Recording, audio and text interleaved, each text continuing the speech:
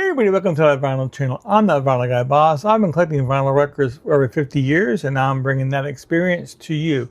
Now in this video, I'm going to be showing you some censored album covers, both the censored and the uncensored version of those covers.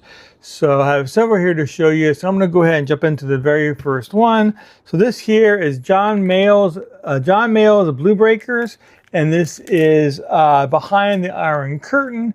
Now this was recorded in June of 1985 in a city called Szeged, Hungary, which is located just a few miles from the border of Serbia and Romania. So of course Hungary was part of the Iron Curtain at the time, which is why it has the name here, Behind the Iron Curtain. Now, this album was released in 1985 in several countries, including the US, the UK, Sweden, Germany, and Greece. Okay, but it was not released in any of the Iron Curtain countries until 1988. And that country would be Poland. In 1988, the Soviet Union was pretty much on the verge of collapse, and Poland was definitely getting rid of anything having to do with the Soviet Union influence, and getting rid of all of the communist symbols and stuff like that. So that's where this album comes in. So the state of Poland, which is this label here, is this album was put out by the state of Poland, and they changed the name of this. It was released in 1988 in Poland. They changed the name to Live in Concert. Okay, even though it's the same album, the same track listing. But if you notice something different here compared to this album over here, so you can see that they actually removed the stuff that is to the right of John Mayall, which is all of the Soviet symbols, including the hammer and sickle and the red star. As you can see, this copy here doesn't have that, so they definitely removed those Soviet symbols from this album, and that's why it was censored. So the Polish government censored this album, and again, this is what the original album looks like, and this is what the censored album looks like. Okay, so we're going to go ahead and move on to our second censored cover here, which has to do with a band called Sad Café, who is an English rock band formed in 1976. Now, the very first two albums, the first one was released in 1977, called Thanks to Ra, and they had a second album released called Misplaced Ideals. That was from 1978. Now, neither one of these two albums were released in the US, but they were released in other markets, including Japan. But there was a problem with the second release, Misplaced Ideals. So here's what the Japanese cover looks like. Okay, and this is the censored cover of this album. There is a die cut here of an eye sticking out. Okay, so the problem here is that the original cover that was released in most other countries, except of course, like I said, in the US, they had a different cover, and I'm going to show you that cover here.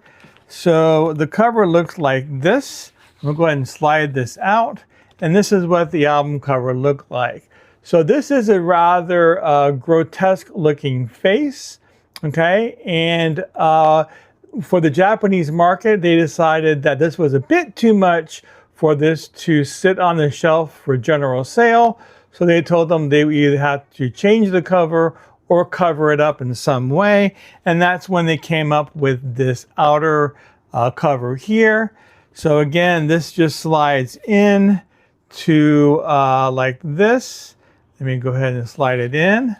Okay, it slides in like that, and that covers up the face, and all you see is the eye.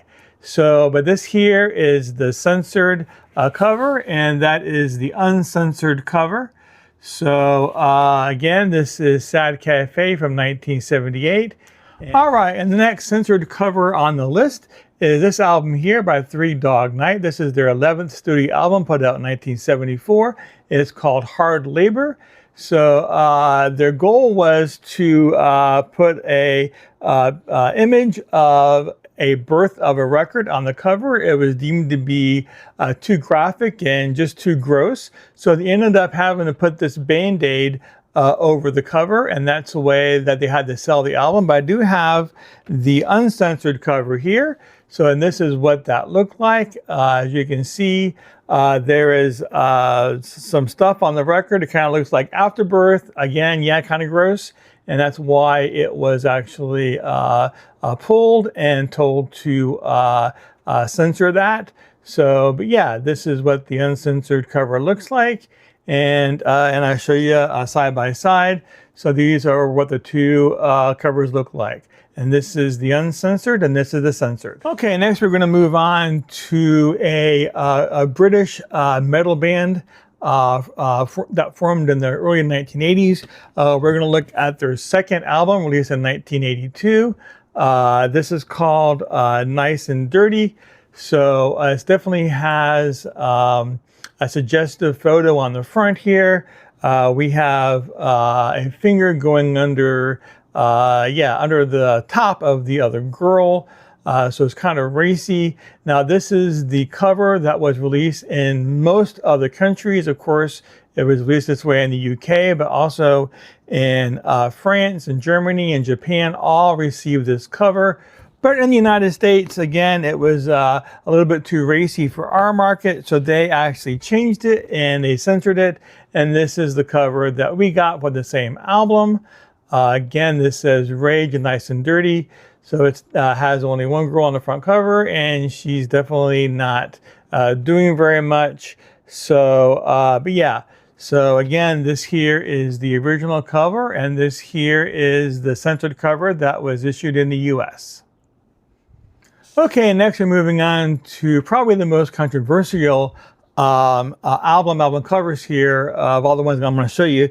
Now this is from Guns N' Roses' 1987 debut album, Appetite for Destruction. Now this here is the censored album cover that they ended up going with. And in many circles, this album is considered the best-selling debut album of all time, again released in 1987. But this here was the original cover that they chose. Now, this is actually a painting that was done in 1978 by underground artist Robert Williams. And the name of the painting was called Appetite for Destruction, and that's where Guns N' Roses got the title for this album from. But the cover was deemed way too graphic and violent, and there were a lot of complaints about it, and that's why they pulled the album cover and they reissued it on this cover instead. So this here is the original album cover, and this here is the censored album cover, again for the 1987 Guns N' Roses Appetite for Destruction. Okay, so we're moving on to an album by the US glam metal band known as Poison, and this is their second studio released in 1988. This is Open Up and Say Ah. This was the band's most successful studio album, and this here is the censored cover that they actually end up going with because the original cover caused a lot of controversy, and this is what the original cover looked like. So it had this long tongue, and a lot of groups definitely were up in arms about this and not wanting their children to buy it. And so the band voluntarily changed the cover, and they ended up going with this one. So, but this here is the original cover, and this here is the censored cover. Again, this is Open Up and Say Ah from 1988, and the band is Poison. Okay, so next we're moving on to a Southern rock band. This is an album that was released in 1977. It was the band's fifth studio album. And of course, the band's name is Lynyrd Skynyrd, and the name of the album is Street Survivor. Now, 3 days after this album was released, the band was on a plane, and unfortunately that plane crashed, and several members, not all the members, but several of the members of the group did perish. And but soon after that, this album cover with the flames in the back was deemed to be too controversial, and there were requests to go ahead and remove that. So MCA did go ahead and do that, and they reissued it with the cover without the flames, and that's what this cover here is. So this here is the censored cover. So this here is what the original cover looks like. Now this is a reissue, '05, but it's definitely what the original cover looked like. And this here is what the censored cover looked like without the flames. Okay, and last but not least, we have the 12th studio album for the American rock band Aerosmith, and this is called 9 Lives. Now, I have the original on a CD. I don't think they ever released the original on vinyl, not that I'm aware of, so I'm gonna try to get this up close here so you can see the original cover. But so this is the uncensored cover, and the problem is that this shows artwork that's basically Hindu. It's featuring art from Lord Krishna, and the Hindu community actually complained about this. The band was not familiar with the source of the artwork, and they were unaware of this, and so but they quickly went ahead and recalled this artwork, and they replaced it, and this is what the artwork that they went with for the album. So again, this here is the original artwork that was on the album. That was the uncensored, and then it was recalled and replaced with this censored artwork. So there you go. All right, and that's the end of my censored artwork video. I do want to thank everybody for watching today. If you have any questions about anything I said or posted, please go ahead and leave those down in the comments. I will go ahead and answer those questions. But otherwise, thank you again, and I'll see you all next time.